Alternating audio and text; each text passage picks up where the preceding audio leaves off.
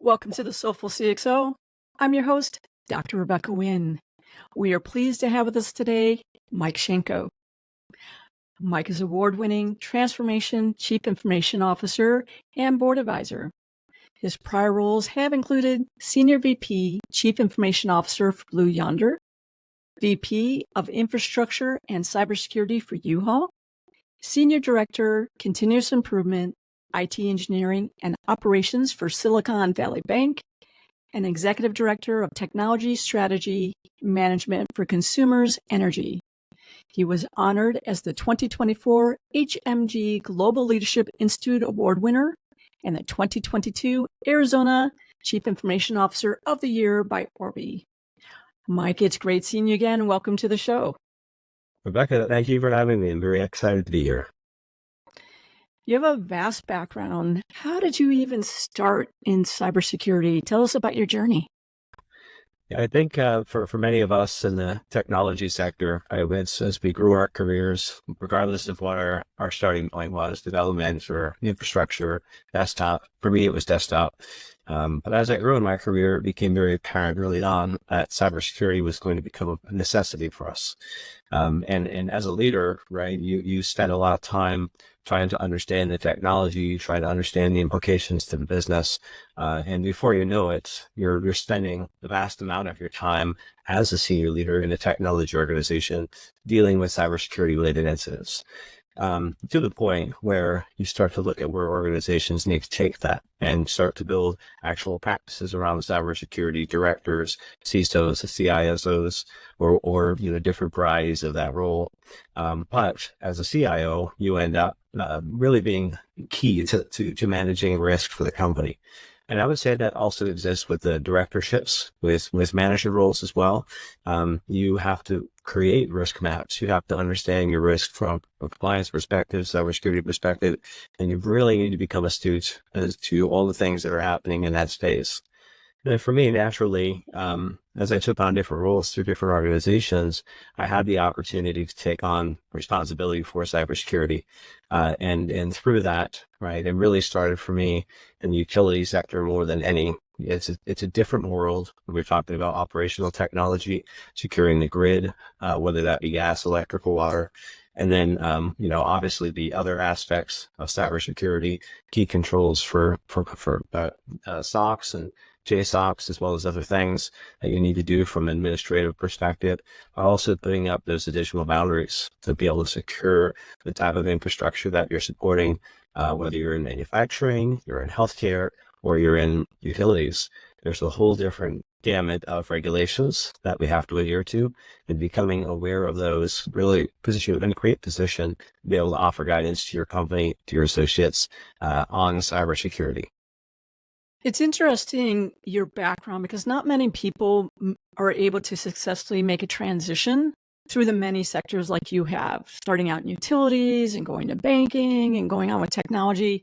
Can you just walk us through how that even happened? Because a lot of times today, they're like, you weren't in healthcare for 20 years, so I won't even go ahead and entertain possibly for you to be, one of our leadership positions as a CTO, CIO, or CISO, and vice versa, maybe going from financial services into pharma or something like that.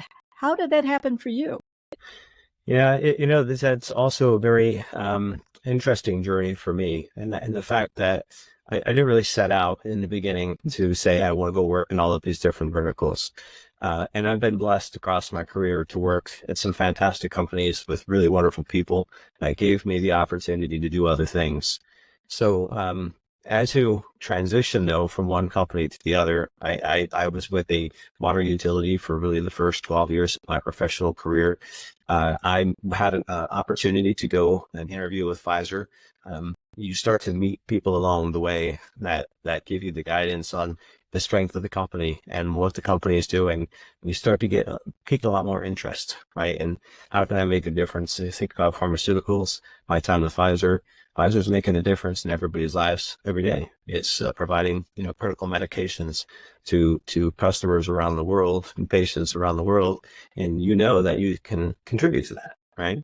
So for me, as I transition from one vertical to the other, it's been through kind of organic or inorganic for me, with relationships that I've established over the years. But I will say that going from one company to the other, your knowledge of cybersecurity, your knowledge of technology is transferable. Technology process, technology solutions are almost all, the same. They're not that unique that you can't run the same type of solutions or systems in a utility company that you run in a pharmaceutical company or a financial services company. Where the differences really come in is the regulation and understanding the business itself, right? Garnering that acumen that is necessary to become the leader or the individual contributor that you need to be for the specific role that you're hired. And that's where people come in. That's where the mentorship comes in. And I would say always be inquisitive. Always take the time to dive in, especially in your first 90 days, and get to know the people, get to know the business, how the company makes money, what are the regulations. And if you're in a role where you're accountable for those regulations or for that compliance, you certainly need to become, expert level to be able to speak for them and make sure that you're putting the right controls in place to protect and preserve the company.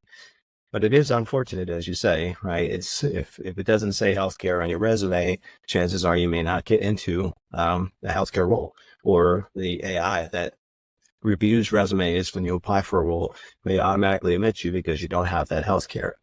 So I think that's where your network comes in, and being able to prove yourself as a consistent individual contributor or leader, and being able to show and demonstrate that you have that innate ability and inquisitive nature to go out and prospect, learn about the company, learn about the organization, learn about compliance internally and externally, and that will position you well regardless of what vertical you're looking to go to. It is pretty interesting when I talk to HR professionals and who usually reach out to me through LinkedIn about potential jobs. It's interesting. They're like, we usually don't even get an opportunity to interview people like you. I think us hybrids are not a dime a dozen. It might be there's only 1 in 10,000 of us who are really those true hybrids that have been in multiple sectors, who understand multiple regulations, who have built multiple teams. But it's interesting because I think we're the unique niche. Is that what you find too? That's who I look to hire for me on my teams too, is those niche people who are great hybrid people and agile. I definitely see that as well, Rebecca. For me, I said it kind of happened inorganically and organically over time. But as I progressed in my career, it actually became something that I wanted to do. I became intrigued by regulation, and working in utilities, you get to work not only internally, but you get to work with state governments, public utility commissions, the Office of the Inspector General. In the cybersecurity space, as you know, there's many opportunities and invitations, whether warranted or not, to come to Washington and to partake in some conversations. And throughout all of that, for me, it kind of piqued my interest, and it became now a driver for me that, hey, I want to go learn about these different industries because it only makes me stronger as an individual and as a leader. Positions me very well to have the diversity go work in any role. But as you look at, hiring people, or even within a company itself, some people tend to stay in their lane that they're comfortable with. And that's not necessarily a bad thing. I think there's a place for both where there needs to be folks who want to stay in those career paths and stay in that vertical forever. Makes them very strong, makes them 30-year veteran, 20-year veteran of their trade. But they might miss out on an opportunity to do something that's even more exciting than what they were doing today. Missing out on an opportunity to learn different walks of life or business. And then even, as you progress in that and you start to work in more companies, you start to see the similarities, and you start to be able to connect the dots a little bit better to see how, supply chain, for example, impacts retail, and how retail impacts the distribution networks. So for all of us to be able to put together those pieces, you have to have exposure to it. It's not something that you can pick up a book and see, those differences as easily. You have to go out there and experience it. Yeah, I think it also allows us to change a lot quicker with emerging technology, because generally we've seen a lot more variety in the technology, and we're also used to working with current operational state and also moving to new operational state. How have you been able to help your teams transition to the emerging technologies such as AI? Because right now, a lot of people are fearful of their jobs, and I think they should be fearful if you're stuck in traditional cybersecurity, infrastructure, networking, and you are not trying to learn how these new technologies can be used for the good. You better start today versus yesterday. What is your viewpoint on that, and how do you position yourself, and how do you position your teams for more success in the emerging technologies that are going so quickly today? Yeah, I kind of live by and have said, those who are listening to this are part of my team, not hearing this for the first time for sure, that change is the only thing that's constant in life, right? And Gandhi said a variant of that at some point. For us in the professional world, in the enterprise world, we see that each and every day. We see that change is going to come. It's going to come rapidly through technology. It's going to come through leadership change in companies, restructuring, mergers and acquisitions, you name it, right? So change is going to hit us, not to mention societal impacts. We think about what happened during COVID-19. Nobody could have ever planned for that.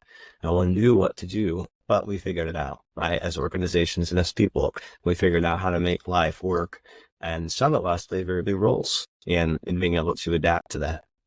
So for any change that's coming in an organization, I think it's very important for a leader to understand that they need to bring their team along for the ride.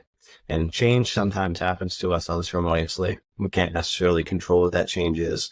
But in most cases, you're going to have some type of a glimpse as to what kind of change is coming.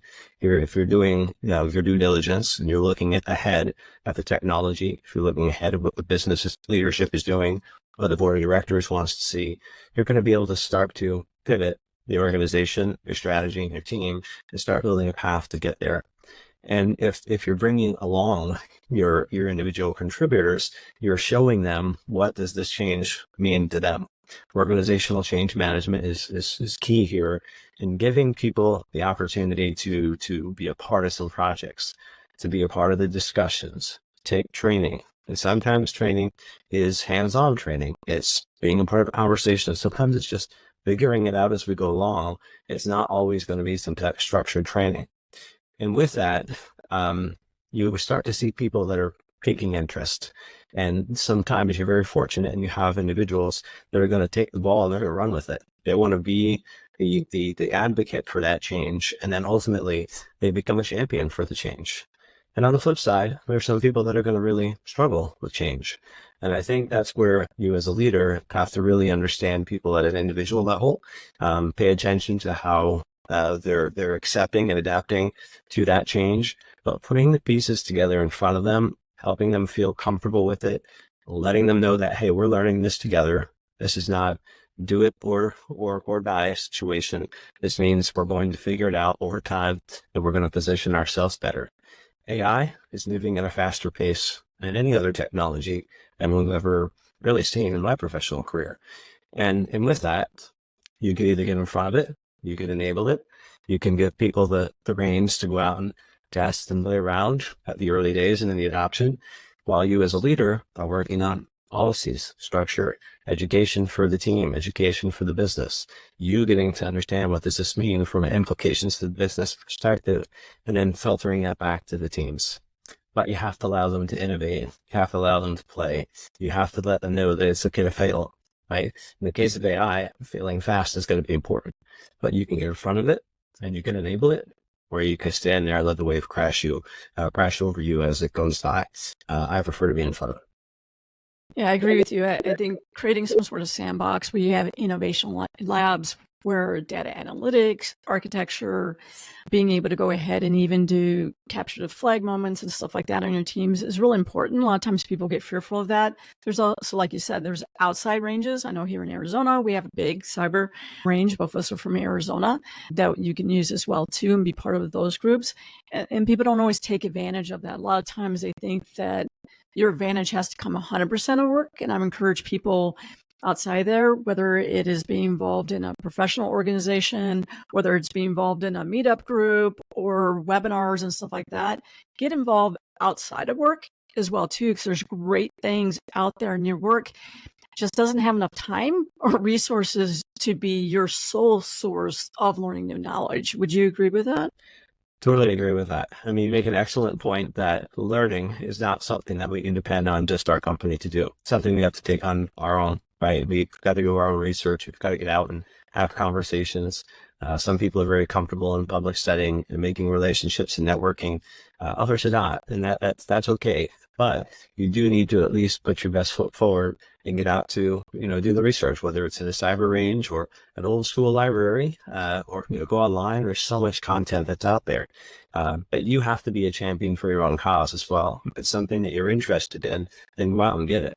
If you're in the technology or cybersecurity sector and you're just you're just waiting for somebody to come by and give you the guidance that's needed to take on the next step of your life, that's probably not going to happen. Of course, could have people that are advocates and championing for you, but you have to put the best foot forward, just as your leadership does.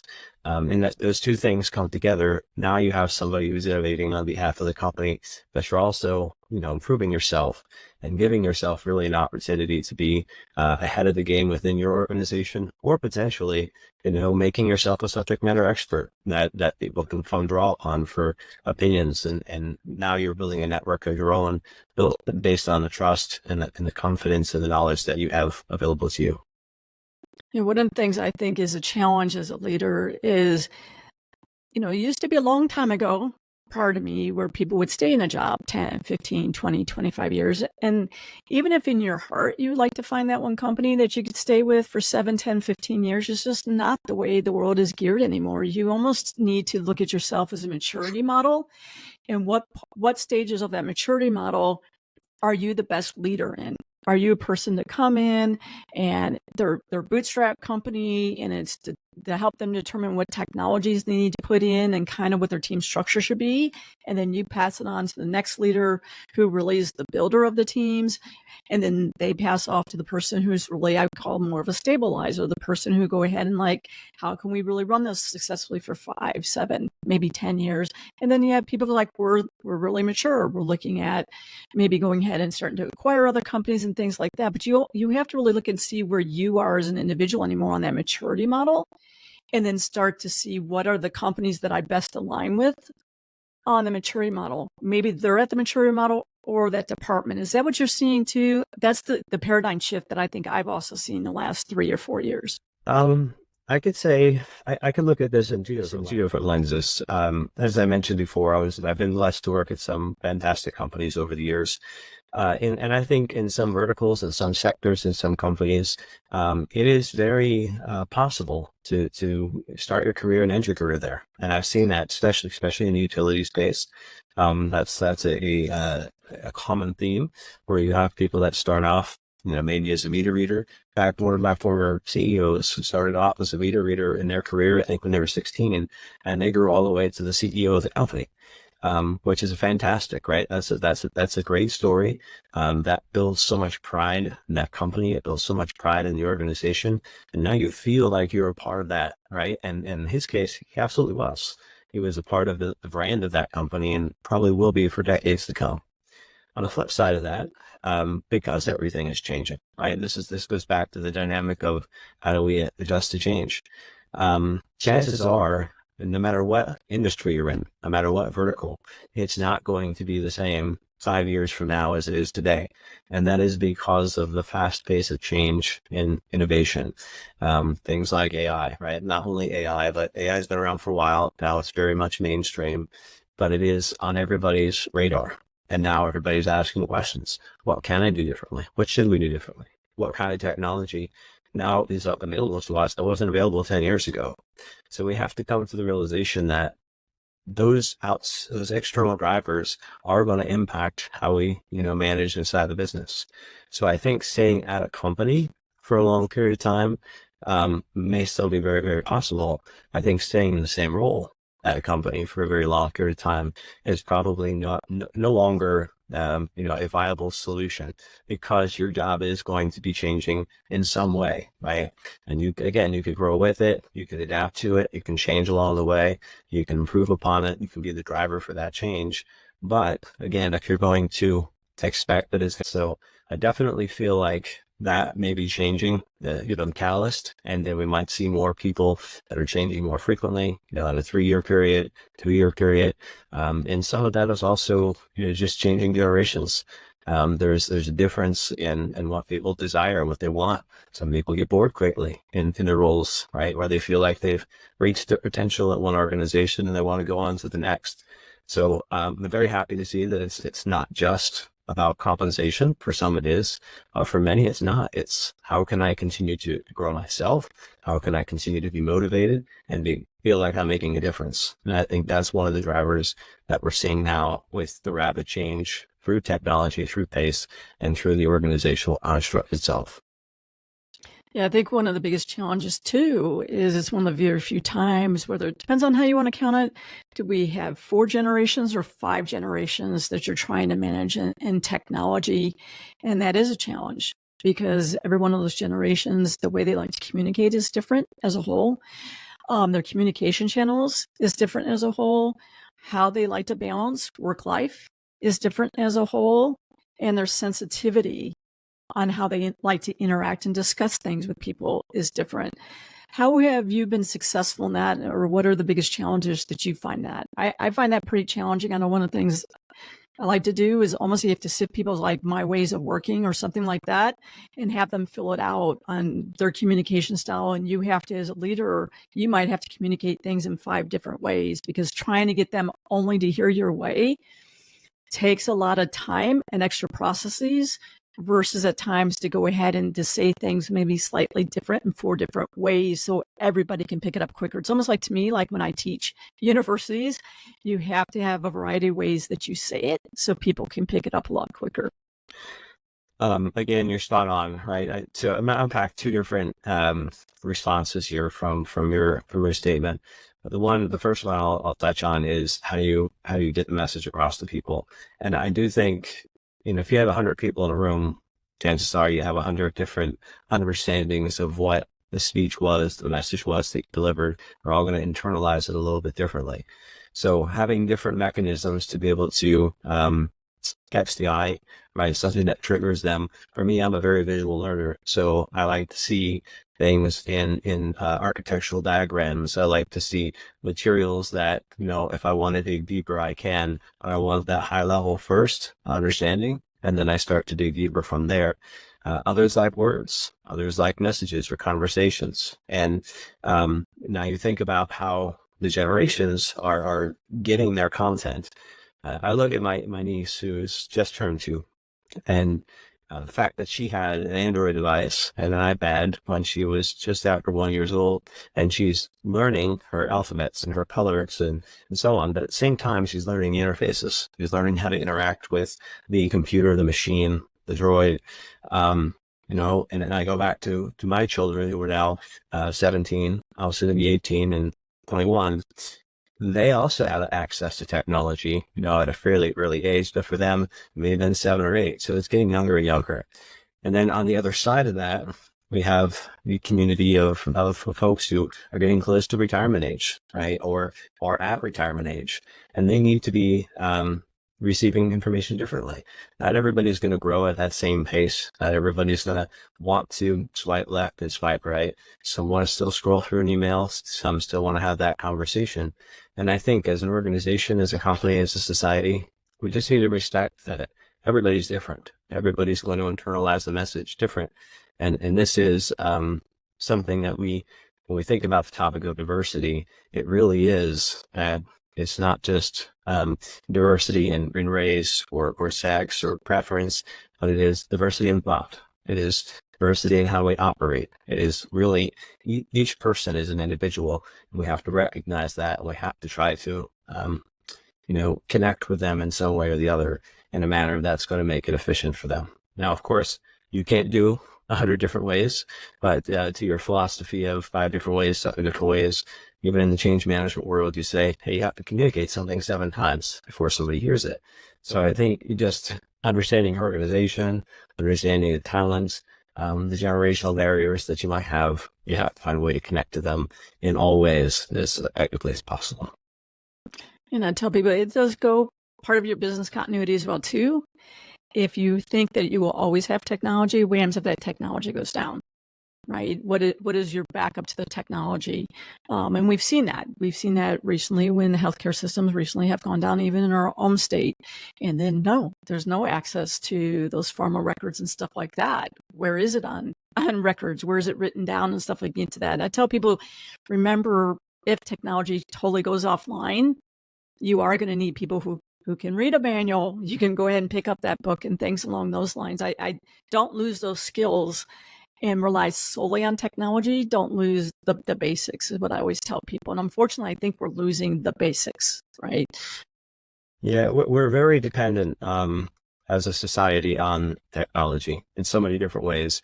You brought up the healthcare incident that happened a few weeks ago. We're talking about medications. We're talking about how people get their medications delivered to them through pharmacies. And we're so dependent on that. We're so dependent on getting a text message now that says, hey, your refill is ready. Do you want to come pick it up? Or do you want a refill? Or do you not need a refill? If that goes away, we have to go back. In the simplest analogy, we have to go back to managing it on our own. And not everybody's capable, for maybe they have some medical condition that doesn't allow that, which these tools are fantastic for. But for us, we should try to maintain that, hey, I'm still accountable for the inventory of that medication at my home, right? And teaching your children, putting the tools in place, say, it's always have a what if. In the business world, we call it business continuity planning. So the example that you gave is a strong one. There was also a recent issue with cell phone outages, right, with AT&T. And you would not believe how many people, right, lost their minds because they couldn't communicate for whatever period of time that was. The hard reality is we know this in the cyberspace for sure. For every technology that comes out, there's thousands, if not millions, of people who are trying to disrupt that technology. They're trying to find a way to disrupt it so they can utilize that to their advantage for some way, some reason or the other, right? And what we have to understand is when we create a dependency on something that could be taken away immediately, we're putting ourselves, our family, our jobs at risk. So in the business space, it's that business continuity plan. So I'd say we need to have a business continuity plan for ourselves, and we have to have alternative ways of working, which is why process is such a very, very important thing. And when you think about what AI does and other automation toolkits, it takes steps away from the process, makes it easier for the human to interact or to get their work done. But the reality is, if that goes away, we still have to have people that are knowledgeable, that are trained, and we can do it in a compliant way. Right? We talked about medications again. You can't just, write it down on a notepad and leave it under the keyboard anymore when somebody's looking for the medication. You have to have a process that also adheres to the policies and regulations that you have to maintain. You have to have a record of that. So have some type of a paper trail. And I'll end this comment with one statement. So this was actually back in the second year of my professional career. One of the leaders back at Pennsylvania American Water, he had said, I don't need any of this technology, beep.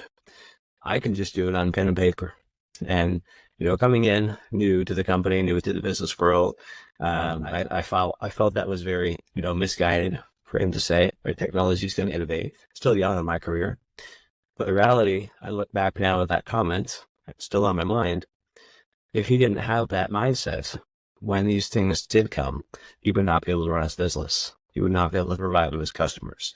So while his intent, what may not have been portrayed in the most efficient way, it was definitely the message that stuck with me, and I think still stands true. You have to have an alternative. You have to have a way to operate, and you need to be able to do that without the dependency on technology all the time. Absolutely. Our time has totally flown by. I want to thank our audience for joining us this week. Please go ahead and look at the descriptions that you will go ahead and find all of Mike's contact information, as well as some other resources. Please go ahead and subscribe to the channel. Please share it with your friends. Mike, it was so great having you on the show and to share your insights. Thank you so much, Rebecca. I truly enjoyed being here. Great conversation, and you did a great job of facilitating a wide range of topics.